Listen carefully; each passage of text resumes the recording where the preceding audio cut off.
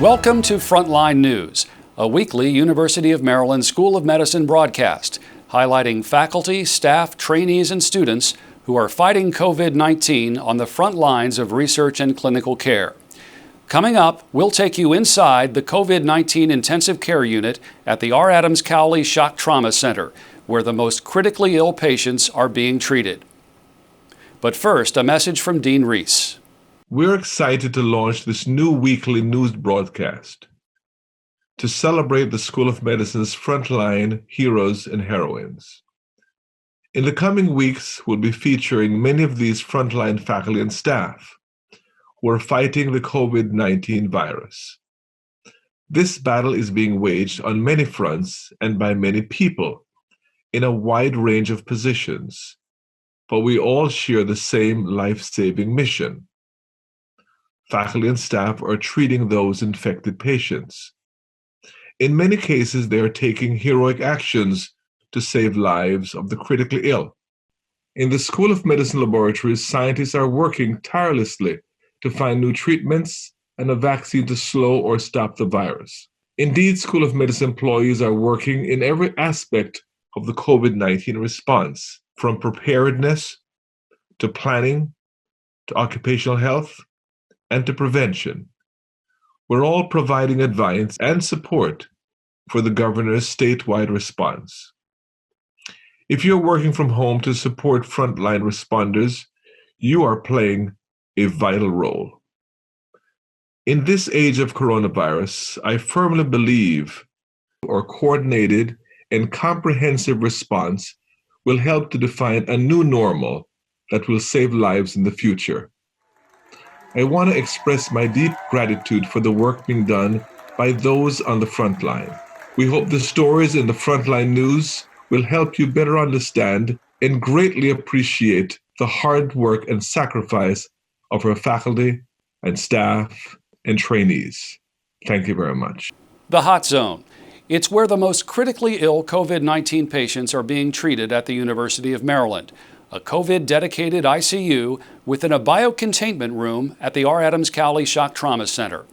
I talked with Dr. Ali Tabatabai this week at the conclusion of his 24-hour shift. You're putting on a bunch of protective gear. I don't know if you can see behind me, but I've got my PAPR hood hanging here after I cleaned it last time I was in there, and it's hanging there in its bag, ready for my next use. This is the donning room. We have donners and doffers who are doing an amazing job making sure everyone's safe with the right personal protective equipment. So you get there, you're ready to go in, we take your temperature. A battery-powered air purifying respirator is attached to the waist. It delivers fresh, clean air to the caregiver.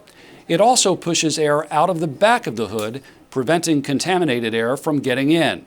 From head to toe, the personal protective equipment is checked and double-checked before caregivers enter the patient care area. So then you go into the warm zone. So you go through the first airlock, and you're out of the cold zone into the warm zone. They close the first door behind you, and it's like something out of a science fiction movie. You go through one door, the door closes, there's a definite change in atmosphere, and you go through the next door, and now you've entered into the hot zone, and that's where everything is presumed to be contaminated by COVID because it's all one large shared airspace. Everyone in there is profoundly critically ill. A lot of them have multiple organs that are failing or have failed. We're seeing a lot of what we call delirium or confusion and altered mental status, people they're confused.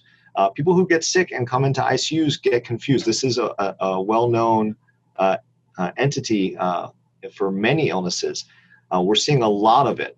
And there appears also to be some possible brainstem effects. There's some people out there concerned about how coronavirus affects the sensation of shortness of breath, whether it has only to do with the lung's interaction with the brain or the brain itself.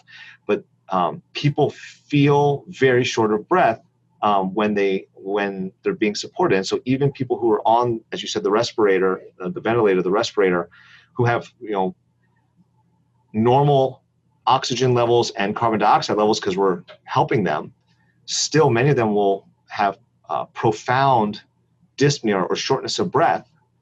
We have a selfless group of providers of care, particular the nurses. I can't stress enough how much the nurses are doing for these patients. The advanced practice providers, our respiratory therapists, our nutritionists, our pharmacists, everyone's chipping in, everyone's working hard. Of course, the doctors are working hard as well. But I mean, the frontline, if you're going to use the analogy of war, the frontline troops in this are the nurses and the allied health professionals who are going in and day out and providing care for these patients. And I think that the team spirit is what's going to get us through this, and supporting each other. And I guess, as you said, fighting together against this disease. From researchers, trainees, students, and critical support staff, we'll be talking to more frontline heroes and heroines in the coming weeks. You can stay up to date by visiting the Coronavirus Update page on the University of Maryland School of Medicine website.